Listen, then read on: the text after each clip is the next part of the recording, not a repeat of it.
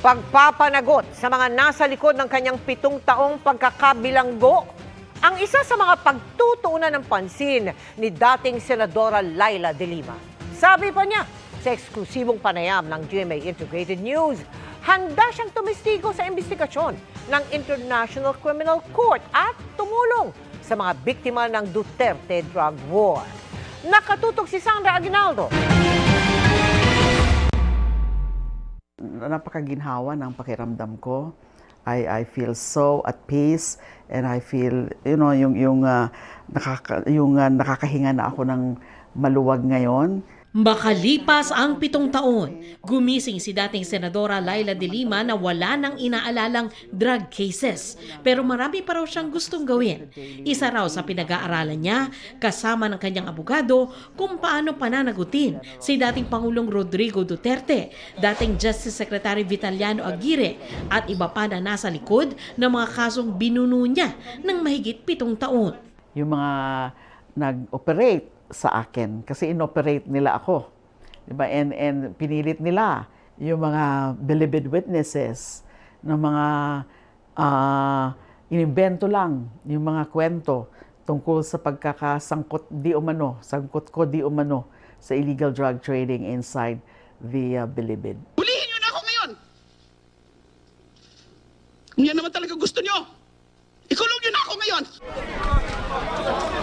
Taong 2017, inaresto si De Lima dahil sa umano'y pakikipagsabwatan sa mga drug lord sa Bilibid sa kalakaran sa droga noong siya ay Secretary of Justice. Ang 3 kasong isinampa sa kanya, lahat ngayon dismissed na. Congrats, ma'am. Pagkatapos ng kanyang pinagdaanan, sinabi ni De Lima, tutulong daw siya sa mga biktima ng madugong gyera kontra droga ni Duterte, kung saan libo-libo ang namatay. At kung ipapatawag siya ng International Criminal Court o ICC, handa raw siyang magbigay ng testimonya tungkol sa drug war ni Duterte.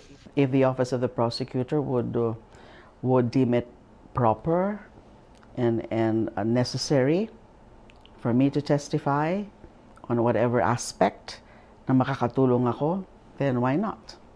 Talaga namang maling-mali yung ginawa. Yung summary killings is summary killings. It's a crime. Under penal laws, it's a crime against God. Nag-shortcut sila yung instant justice, which is still murder. It's a crime. It is wrong. It's a violation of the right to life, which is the most basic human right. Gusto niyo po bang makita sa kulungan si former President Duterte? Yan ang paraan para mapanagot siya. I-prosecute at ipakulong. Nanawagan si De Lima sa Marcos administration na pag-isipan ang posisyon nito na hindi makipagtulungan sa ICC sa investigasyon nito sa Duterte drug war.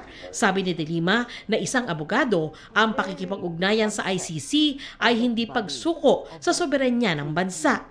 So you're not really surrendering in the fundamental sense of the word, yung sovereignty ng Pilipinas. May obligasyon ka bilang state party. May mga kakulangan siyempre ang ating justice system. Ang mga napapanagot lang, at least in those limited number of cases, are the low-level perpetrators, the trigger men, but not the mastermind. Walang nag-iimbestiga kay Mr. Duterte tsaka kay now Senator Bato de la Rosa. And yun ang focus ng ICC. Aminado si De Lima na apektuhan ang kanyang imahe ng mga akusasyon laban sa kanya. Kaya sisikapin daw niyang marinig din ng publiko ang panig niya. Gaya halimbawa sa aniyay minanipulang video para palabasing nagparty siya sa New Bilibid Prison at may kaugnayan umano siya sa ilang drug lord na nakulong. Lahat yun imbento. Never hong mga nangyari yan. Sobrang mga kasinungalingan yan para lang sirain yung pagkababae ko at pagkatao ko.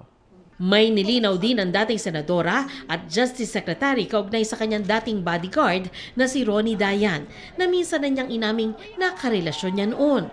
Naging co-accused ni De Lima si Dayan sa drug cases at napawalang sala na din. Ang masasabi ko lang is that walang kaugnayan whether ako o si Ronnie Dayan sa illegal drug trade.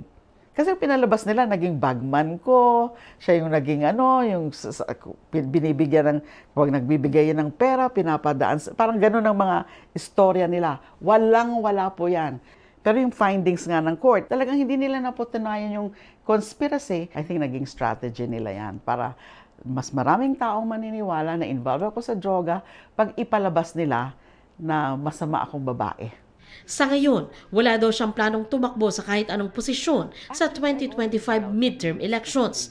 Pero nagsisilbi siya ngayong spokesperson ng Liberal Party, ang tumayong oposisyon noong mahalal sina dating Pangulong Duterte pati na si Pangulong Bongbong Marcos. Anong thoughts nyo na parang yung LTI kakaunti na lamang at sinasabi pa nga na may ibang oposisyon na ngayon at yan po yung Duterte camp?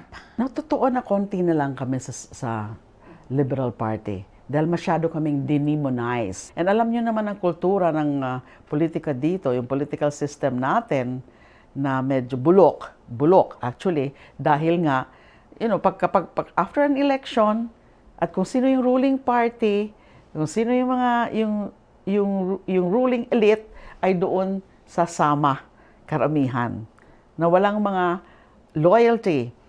Yung mga nagpapanggap ngayon, mga sinasabi nila to be there now the opposition, narinig na ba natin sila magsalita tungkol dyan sa West Philippine Sea issue?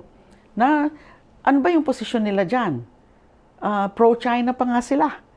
Para sa GMA Integrated News, Sandra Aguinaldo, nakatutok 24 oras.